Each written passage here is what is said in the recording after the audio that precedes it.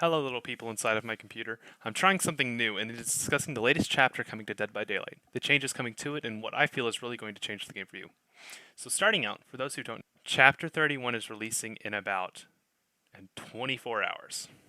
In this chapter, we will be getting a new map, survivor, and a killer. So, let's begin with the map. Greenville Square. Now, this map in particular, I already find is a personal favorite.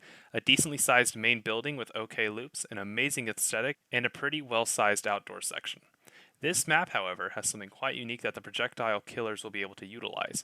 You see, around the main building specifically, the left side, there are holes, and with these, killers like the Unknown can use this power to hit survivors through them, but we will get to that later.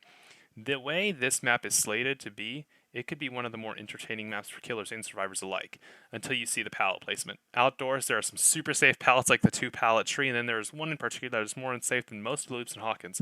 It's actually insane how bad this pallet is. Our new survivor, Sable Ward, is bringing some of the most unique perks with her to the fog. Invocation specifically, a brand new type of perk where a survivor must venture into the basement to begin a spell in which, in exchange for a health state in 120 seconds, you gain a pretty good reward. Let's start with that one first, actually. Invocation Weaving Spiders. For 120 seconds in the basement, if you finish the invocation, you become broken, and 15 points go into that gen. That was the original perk. Now the new one instead does a BNP and removes 10% off of every single generator in the entire map.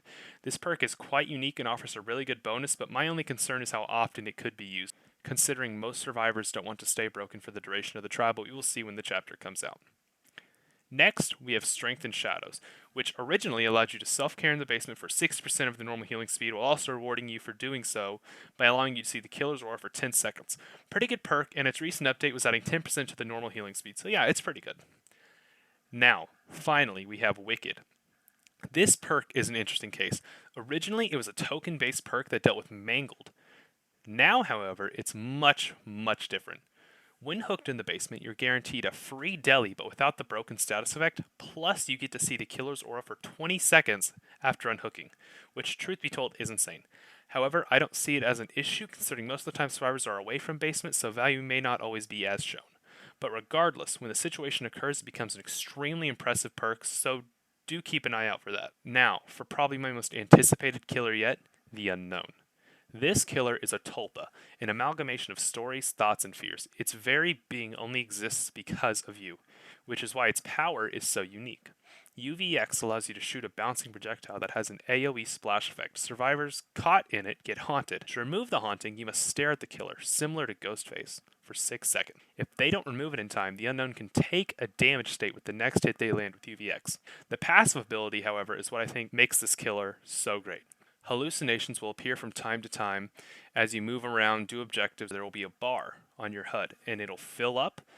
When full, a hallucination spawns exactly where you are at, allowing the Unknown to teleport to it freely and quite forgivingly. You can hit almost straight out of it with a slight hindrance. It is insanely cool.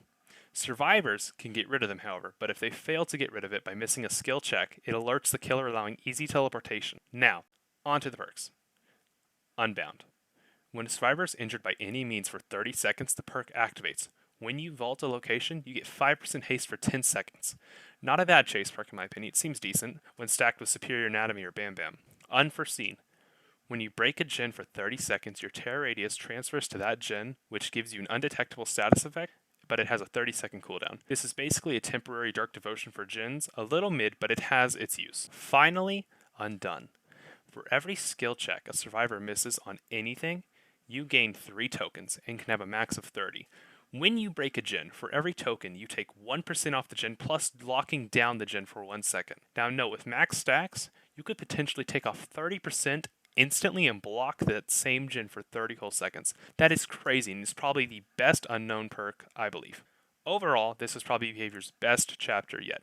An amazing killer with a mysterious backstory, an incredible survivor with unique perks that benefit those daring enough to venture into the killer's basement, and a map that makes you feel the love and horror of cinema. I highly recommend buying this chapter and giving Behavior props. This is hopefully going to be the start of an amazing chain of original killers. That is all I have for today, however.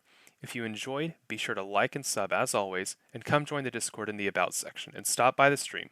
I'd love to see you there. But other than that, I hope you have a great rest of your day. See ya.